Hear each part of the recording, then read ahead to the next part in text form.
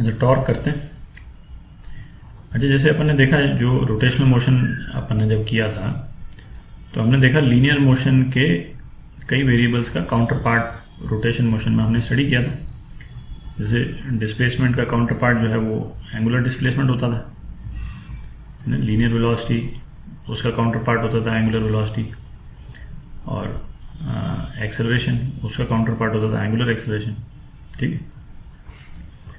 Torque conceptually force का counter part है। Linear motion में जो फोर्स का जो कॉन्सेप्ट होता था, रोटेशनल मोशन में टॉर्क जो है वो फोर्स का काउंटर पार्ट है। ठीक है। अच्छा, लीनियर मोशन में जैसे जब अपन फोर्स पढ़ते थे तो फोर्स जो है वो अप्लाई होता था किसी एक पॉइंट मास पे। ठीक है। तो हमारे लिए क्या रिलेवेंट होता था, फोर्स का मैग्नीट्यूड और फोर्स का डायरेक्शन। अच्छा, ये दोनों वेक्टर हैं। ठीक है। तो फोर्स का मैग्नीट्यूड और डायरेक्शन यदि हमको मालूम हो तो हमको कोई और इन्फॉर्मेशन नहीं चाहिए होती थी, है कि नहीं, कि बॉडी किस तरह से रिएक्ट करेगी। यदि फोर्स का मैग्नीट्यूड और डायरेक्शन हमको मालूम हो तो हम फिर बॉडी का एक्सेलरेशन वगैरह जो है उससे हम निकाल लेते थे। ठीक है। हम क्या चीज़ नहीं देखते थे, हम ये नहीं देखते थे कि जैसे फोर्स जो है वो बॉडी के किस पार्ट पे लग रहा है। ठीक है। उससे हमको कोई मतलब नहीं।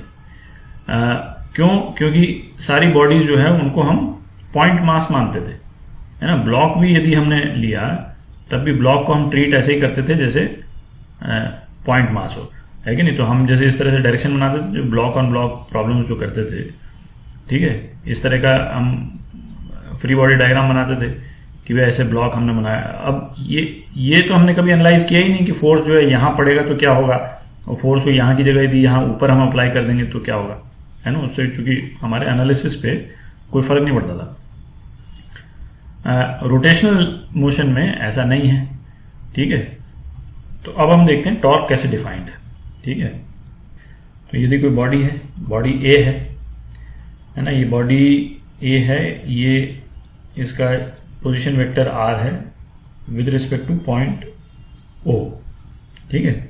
और इस पे यदि ये फोर्स एफ लग रहा है बॉडी पे, और ये फोर्स जो है वो पोजीशन वेक्टर से एंगल थीटा बनाता है, तो टॉर्क जो है वो इस तरह से डिफाइंड है। क्रॉस प्रोडक्ट है पोजीशन वेक्टर का और फोर्स का। ठीक है। अच्छा, रोटेशनल मोशन में बॉडीज जो हैं वो किसी एक्सिस के अराउंड रोटेट करती हैं। ठीक है। एक्सिस ऑफ रोटेशन रहता है बॉडी का, तो टॉर्क जो है, टॉर्क के साथ साथ एक्सिस ऑफ रोटेशन डिफाइन करना जरूरी है। तो उसको इस तरह से बोलते हैं, जैसे इस केस में यदि हम बोलेंगे तो हम ये बोलेंगे torque is acting on body a about an axis which passes through point O. ठीक है, ये होगा। अच्छा, तो टॉर्क जो है वो तो वेक्टर है, तो इसके दो कंपोनेंट हो गए, एक मैग्नीट्यूड हो गया, एक डायरेक्शन हो गया। तो सबसे पहले मैग्नीट्यूड देखते हैं। तो जैसे इस वाले केस में टॉर्क जो है वो क्रॉस प्रोडक्ट हुआ आर और एफ का, तो इसका मैग्नीट्यूड हुआ आर एफ साइन थीटा।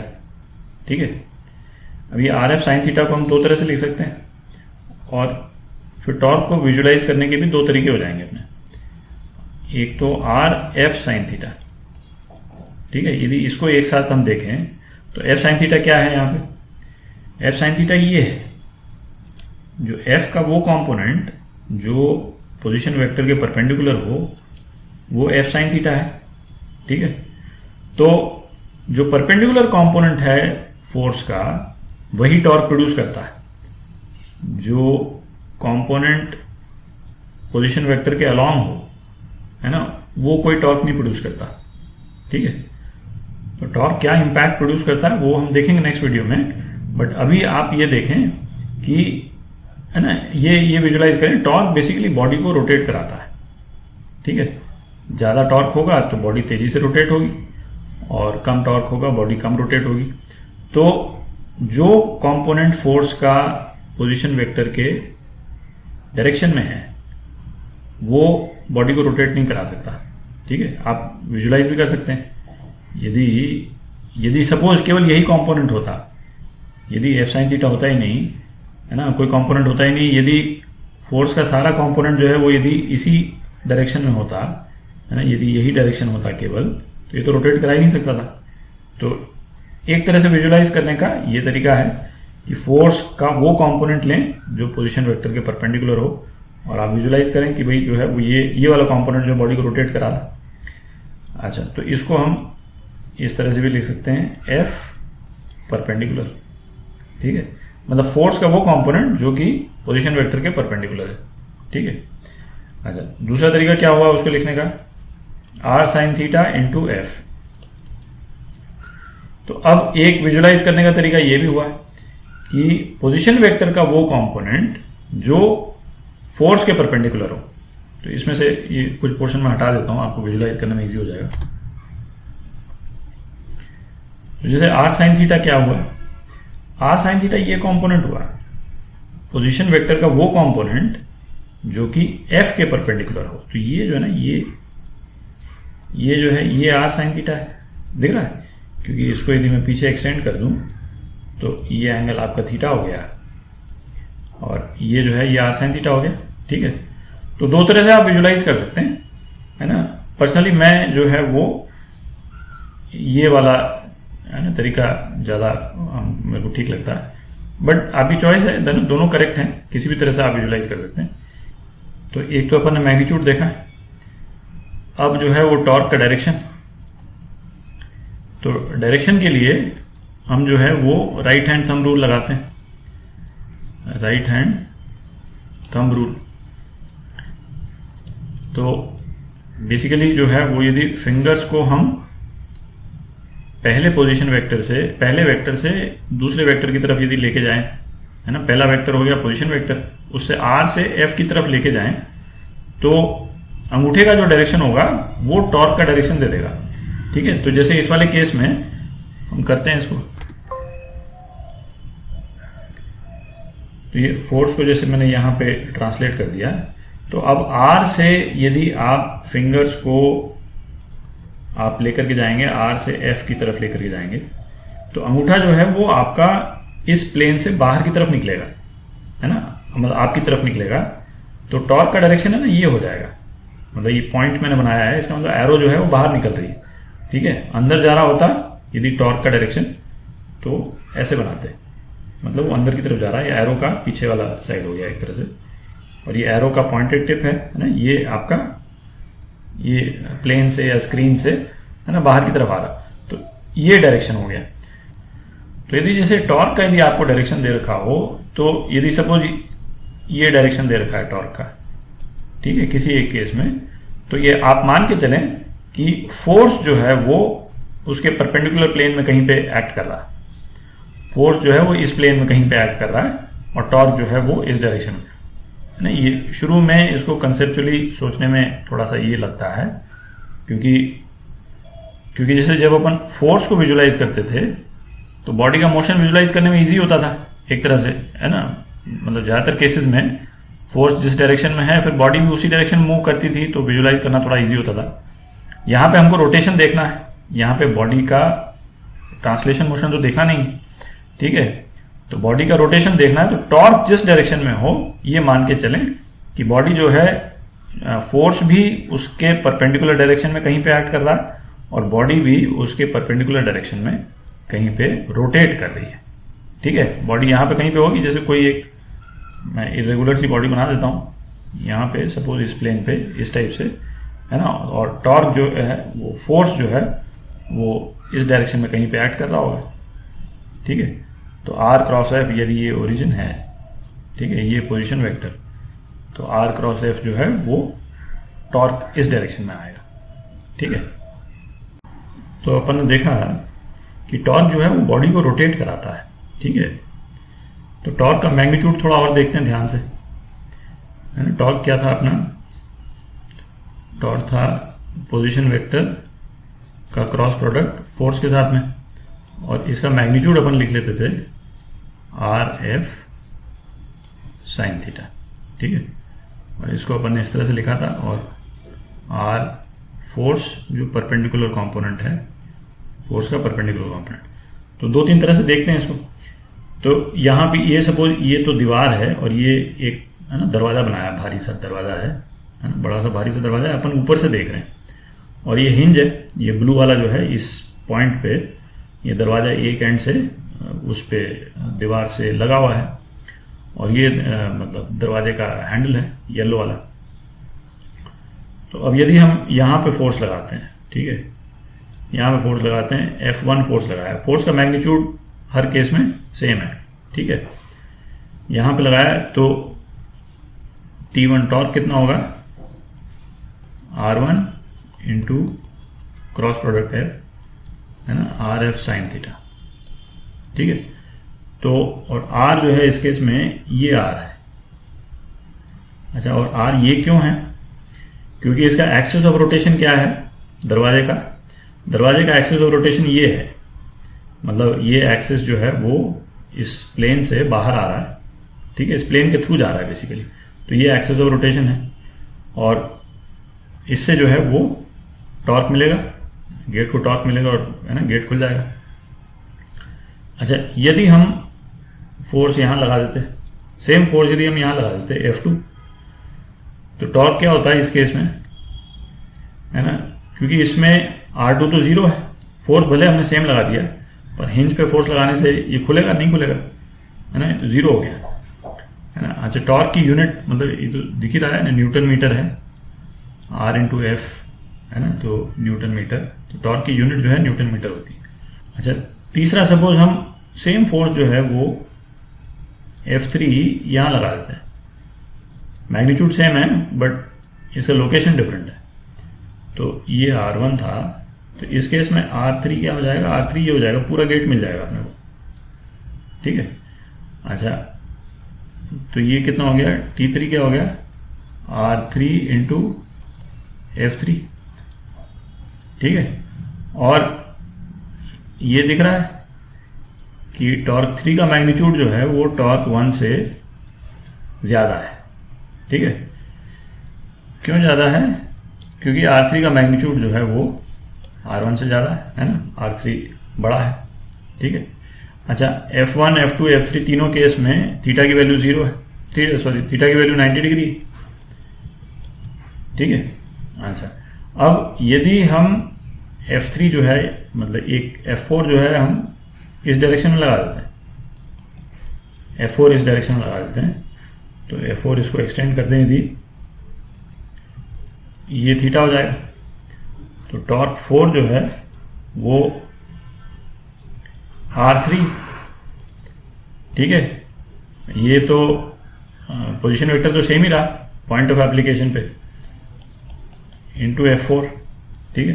तो ये कितना हो गया, R3 F4 sine theta. F3 और F4 का मैग्नीट्यूड सेम है, पर अब अपन क्या लेंगे, केवल F4 साइन थीटा। मतलब क्या हुआ कि F4 का ये मैग्नीट्यूड, अब ये थोड़ा छोटा हो जाएगा, है ना, F4 sine theta, F4 sine theta, है ना, केवल उतना ही लेंगे। तो जो T4 है, टॉप 4 है बल्कि, इसका मैग्नीट्यूड जो है वो T3 से कम हो जाएगा, ठीक है। जो टॉर्क 3 है उससे कम हो जाएगा, दिख रहा है। अच्छा, अब यदि फोर्स यदि हम इस डायरेक्शन में लगा दें, लाल में कर देता हूं, फोर्स यदि हमने इस डायरेक्शन में लगा दिया, ठीक है, इसको मैं F5 बोल देता हूं, ठीक है। तो इसको यहां लिख लेते हैं, तो टॉर्क 5 कितना हो गया, R3, इस केस में भी R3 है, पोजीशन वेक्टर तो सेम ही है क्योंकि हम यहां लगा रहे हैं, ठीक है, इंटू F5, ठीक है। F5 का मैग्नीट्यूड F3 का मैग्नीट्यूड सेम है, पर इस केस में क्या है, F5 के केस में थीटा 0 है। ये तो उसी लाइन में हो गया ना, अब दरवाजे को यहां से हम खींचेंगे तो दरवाजा खुलेगा थोड़े, ठीक है, ये तो दिख ही रहा है, तो ये बेसिकली 0 हो गया, ठीक है। टाउ 5 0 हो गया, तो टाउ 5 0 हो गया क्योंकि थीटा 0 है। टाउ 2 0 था, क्यों, क्योंकि R 0 था, हमने लगाया था बिल्कुल हिंज पे ही लगा दिया था, ठीक है। और इस तरह से जो है वो है ना, आपको आइडिया एक है ना फील लग रहा होगा कि कहाँ पे टॉर्क ज़्यादा होगा, कहाँ पे कम होगा, है ना। ऑब्वियस है कि ये टाउ 3 सबसे ज़्यादा है, ये सबसे ज़्यादा है क्योंकि मैक्सिमम दूरी पे लग रहा है और थीटा भी जो है वो 90 डिग्रीज है। और आप फील भी कर सकते हैं कि यहाँ पे यदि हम लगाएंगे तो दरवाज़ा सबसे ज़्यादा आसानी से खुलेगा। F1 पे यदि धक्का देंगे तो दरवाज़ा उतने आसानी से नहीं खुलेगा, ठीक है। अच्छा, जैसे लीनियर मोशन में जब अपन इक्विलिब्रियम डिस्कस करते थे तो क्या कॉन्सेप्ट होता था? तो लीनियर मोशन में इक्विलिब्रियम का क्या कॉन्सेप्ट था कि यदि कोई बॉडी है उस पर यदि 3-4 फोर्स लग रहे हैं, है ना, F1 लग रहा है, फिर ये F2 है कि नहीं, सपोज ये F3, 3 फोर्स लग रहे हैं, और यदि F1 plus F2 plus F3 यदि ये 0 है, इसका मतलब बॉडी पे कोई नेट फोर्स नहीं है। इसका क्या मतलब निकला कि नेट फोर्स बॉडी पे 0 है, तो हम ये कहते थे कि बॉडी इक्विलिब्रियम में है ना। सिग्मा F जो है बॉडी पे वो 0 है, इसका मतलब बॉडी इक्विलिब्रियम है, ठीक है। और इसका फिर हम ये भी करते थे कि हो सकता है वाई डायरेक्शन में फोर्स इक्विलिब्रियम में नहीं हो, कोई नेट फोर्स निकल जाए, पर यदि सिग्मा Fx 0 है तो हम ये कहते थे कि एक्स एक्सिस में है ना बॉडी एक्सेलरेट नहीं करेगी। तो ये इक्विलिब्रियम का कॉन्सेप्ट था। अच्छा, ये कॉन्सेप्ट तो तब तक ठीक था जब तक बॉडी जो है वो पॉइंट बॉडी होती थी। पॉइंट बॉडी मतलब एक पॉइंट पे सारा मास उसका कॉन्सेंट्रेटेड, ठीक है। तो इस पे जितना फोर्स लगना था इसी पे लगा, बॉडी पे कहाँ पे लग रहा है फोर्स उससे कोई मतलब नहीं था, ठीक है। पर अब जैसे सपोज यदि बॉडी का ओरिएंटेशन यदि इस टाइप का है, सपोज कोई बॉडी इस टाइप की है, ठीक है, तो हमने यहाँ पे फोर्स लगा दिया F1, ठीक है, और इक्वल एंड अपोजिट फोर्स यहाँ पे लगा दिया हमने F2 अपोजिट डायरेक्शन में। तो सिग्मा F तो 0 हो गया, पर हम नहीं कह सकते बॉडी इक्विलिब्रियम में। क्यों? क्योंकि इस पर टॉर्क लगा, ठीक है। ये फोर्स F1 बॉडी को इस डायरेक्शन में रोटेट करा देगा और ये F2 जो है वो बॉडी को इस डायरेक्शन में रोटेट करा देगा। तो इसका मतलब बॉडी को इक्विलिब्रियम में होने के लिए नेट टॉर्क का भी 0 होना जरूरी है, ठीक है। तो है ना, ट्रांसलेशनल इक्विलिब्रियम हो गया और फिर रोटेशनल इक्विलिब्रियम हो गया। दोनों पॉइंट ऑफ व्यू से इक्विलिब्रियम में होना जरूरी है। जैसे आपने इस डोर को खोलने के लिए यहाँ पर फोर्स लगाया F1, है कि नहीं, और इस तरफ आपने F2 लगा दिया, ठीक है। बल्कि इस फोर्स को थोड़ा बड़ा कर देते हैं, ये बड़ा फोर्स है ना F1, ठीक है। तो डोर जो है वो रोटेशनल इक्विलिब्रियम में होगा, है कि नहीं। कब होगा? जब यदि ये R1 है और ये R2 है। तो इस केस में क्या हुआ? टॉर्क 1 जो है वो R1 F1 है, ठीक है। और इसका डायरेक्शन क्या है? इसका डायरेक्शन जो है वो राइट हैंड थंब रूल से, ये मैं यहाँ पे डायरेक्शन बना देता हूँ, ये पेपर के बाहर आ रहा है, ठीक है। और टॉर्क 2 क्या है? R2 F2, और ये पेपर के अंदर जा रहा है। अपोजिट डायरेक्शंस हैं, है ना, T1 T2। तो रोटेशनल इक्विलिब्रियम के लिए अगेन है ना T1 प्लस T2 जो है वो 0 होना जा रहा है, 0 होना चाहिए, ठीक है। अपोजिट डायरेक्शन में हो और मैग्नीट्यूड जो है दोनों का सेम हो, तो ये रोटेशनल इक्विलिब्रियम भी होगा। तो किसी भी सिस्टम को कंप्लीट इक्विलिब्रियम के लिए 2 कंडीशन सेटिस्फाई होनी जरूरी है। पहला, सिग्मा फोर्स 0 हो, ठीक है, क्योंकि यदि फोर्स 0 नहीं हुआ तो बॉडी एक्सेलरेट कर जाएगी किसी एक डायरेक्शन में, और टॉर्क 0 है ना, क्योंकि टॉर्क 0 नहीं हुआ तो बॉडी रोटेट करेगी, ठीक है।